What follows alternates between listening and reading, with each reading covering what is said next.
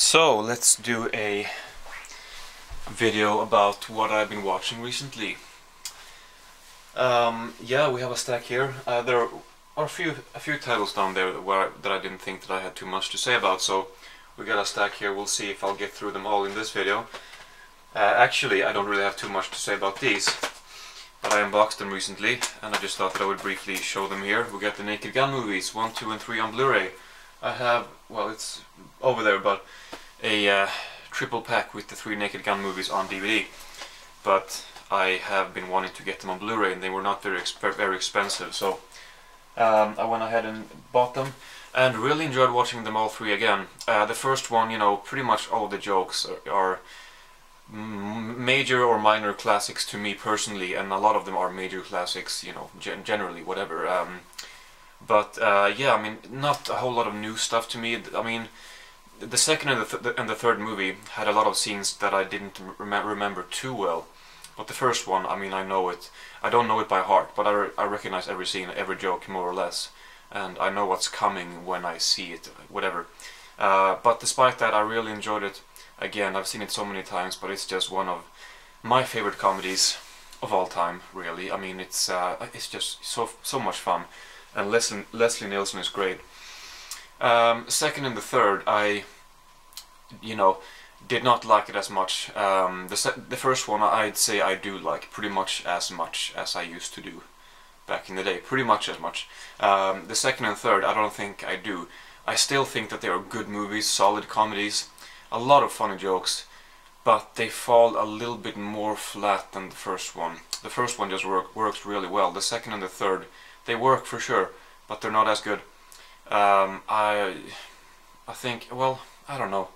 I realized now when I watched the third one, though, that that one has a lot more clearer references to movies, more so than the first two.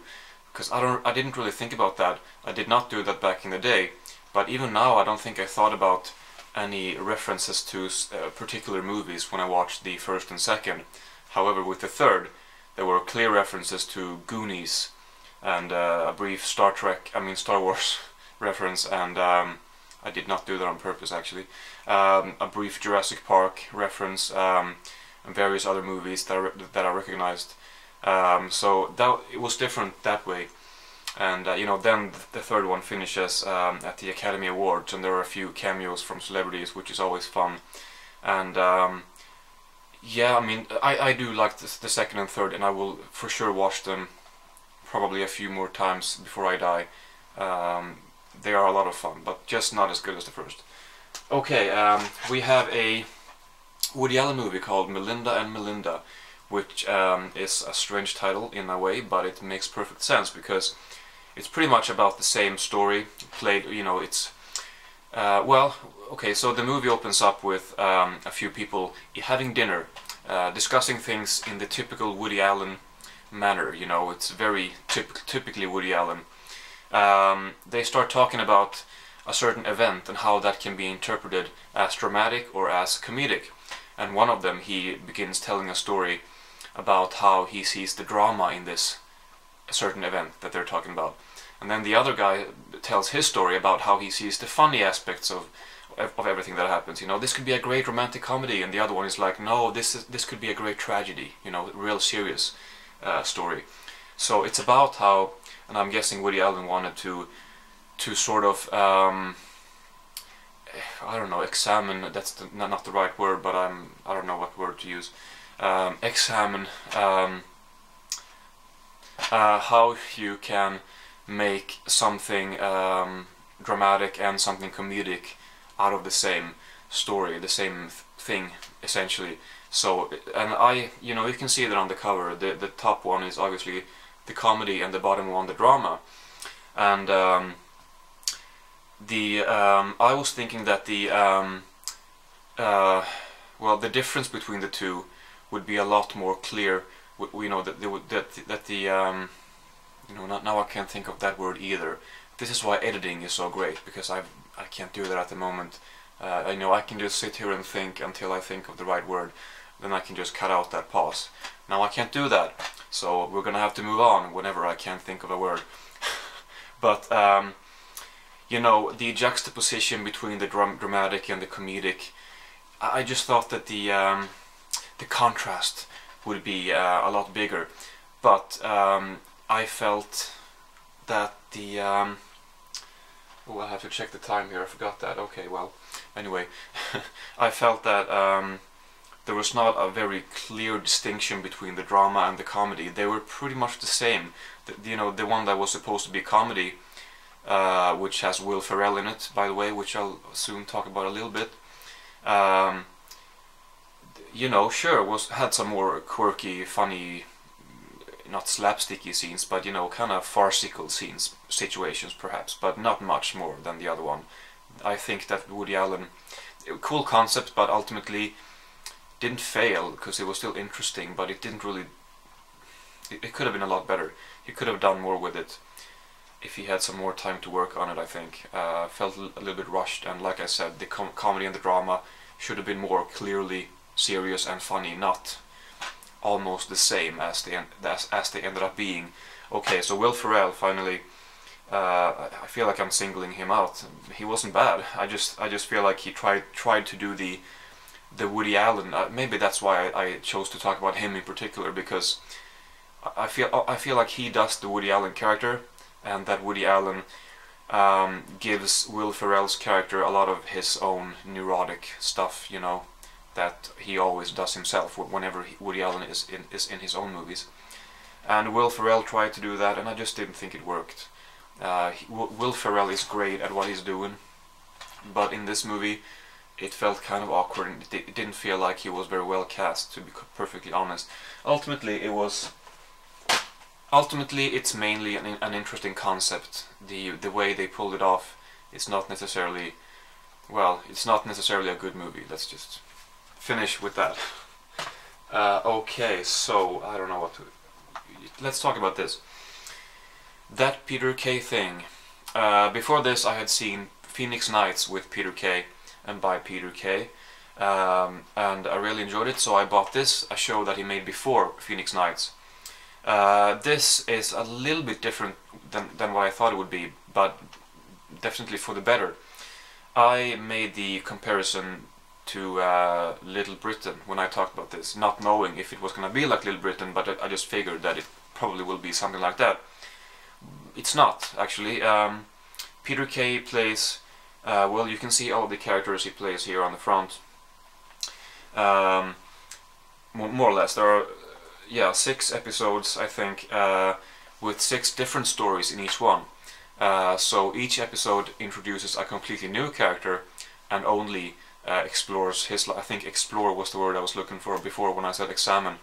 But anyway, explores this character's life for the full half hour, and then it goes on to the next character in the next episode. And that really works well. I think it's too bad that this show only has 6 episodes, because he could have done way more characters, you know. I feel like it shows also pretty specific topics for these characters, so he could have done way more, you know, and he's really good at, you know, doing characters. You can tell that it's Peter Kay, obviously, but he does them really well. So yeah, that's pretty much it. I really enjoyed it. One of these 6 stories is actually with this guy on the back here, Brian Potter, who got his own show in Phoenix Nights, pretty much. So Phoenix Nights is a spin-off on that episode, you could say. Actually, on that note, let's see where it is. We have more Peter Kay, and this is actually a spin-off from Phoenix Nights. So it's kind of funny how the character that he had in one of that Peter Kay thing episodes, he made a spin-off of that, and in that show he had 2 new characters, and then he made a spin-off with those in this one. So he just kind of keeps taking characters from the last show and he does something new with it, or keeps doing it. He did it twice, but still, that's more than most do. This one is basically about Max and Patty. They were 2 doormen at the Phoenix Club, I guess it was called, or something, in Phoenix Nights, which was about a nightclub owned by Brian Potter, the wheelchair-bound guy. And they had to leave in the end of Phoenix Nights, I think. and this is about them on the road. They don't really explain why they had to leave at all, so you could watch this without watching Phoenix Nights, but it doesn't really matter, to be honest. You could watch this first, but it didn't work as well as the other two, because the other two, they had, you know, spot on comedic writing. This was a little bit random and all over the place. What they decided to focus on in the episodes, they just kept jumping from this place all the way over here and back here, and there was no, I don't know, it didn't work as well. I feel like they were just having fun with it. He didn't have perhaps a vision as he did with the other two shows. That's what I feel. But still pretty enjoyable. Not great. I'm not gonna watch this again. I might watch the other two again, which, you know, they definitely have a rewatch value. But this one, I'm not sure if it did in the same way. I'll just keep talking about some comedy here. Great show, this one. Really enjoyed this. I'm definitely looking forward to season 2, whenever that's going to be released on DVD. I think that this fall, probably. Anyway, it's Brooklyn Nine-Nine. Great cast on this. The characters, they just have such great chemistry. Already from episode 1, I enjoyed it instantly, and I knew that this was going to be a show that I knew that I was going to enjoy watching this season very much, and I definitely did. This is just a great funny cop comedy show. Andy Samberg, Andrew oh shit, what's his name? Andre Branner, well, that guy, and Terry Crews, and I forget his name, but he is so funny. In everything I've seen him in, he just does great comedic performances, and you know, all of them are great. You know, they just add something. There are 7 main characters here, and then 2 more who are not on the cover, but they pretty much have not as big parts, but almost. Well, not really, but they a little bit behind or after that. Anyway, never mind. All of these characters, they have something, well, something different to offer to the show, something different to bring that they bring to the show. Anyway, and it's just a great, I don't know, it's just a funny show. Really enjoyed it. It's like a mixture between Bored to Death and Modern Family or something like that. It's just, yeah, I recommend it if you are into comedy, really. If you like watching comedy stuff, the humor is familiar, but it's still creative. They do something new with it. We have more TV, but this time it is not a comedic show, but it is Game of Thrones Season 4. The thing with Game of Thrones is that it's so detailed, has so many storylines, so much background, so much politics going on, and so many things that if you wait 1 year between seasons, like I do, like most people do really, but it's just hard to, you know, well, remember everything. Even though I watched the look back at season 3 featurette before, there are just several things that I don't know, and it takes me a while to get back into the show, into all the storylines, and to know what's going on. You know, maybe some people have some better system of how to remember, you know, whatever happened last time, even though it's been a year since they watched the show. But I just keep forgetting, and I mean, I know the main characters, I know most of the characters, I just forget what they've been up to before, you know. So I need to be reminded, and I feel like I can start to really enjoy the show after several episodes, because it takes me a while to get into it, and I need to focus on what is actually going on rather than what is happening, if that makes sense. Anyway, so before season 5, I'm thinking I might just rewatch all of the first 4 seasons. I mean, I know season 5 is going on right now, but you know me, I wait for the Blu-rays here.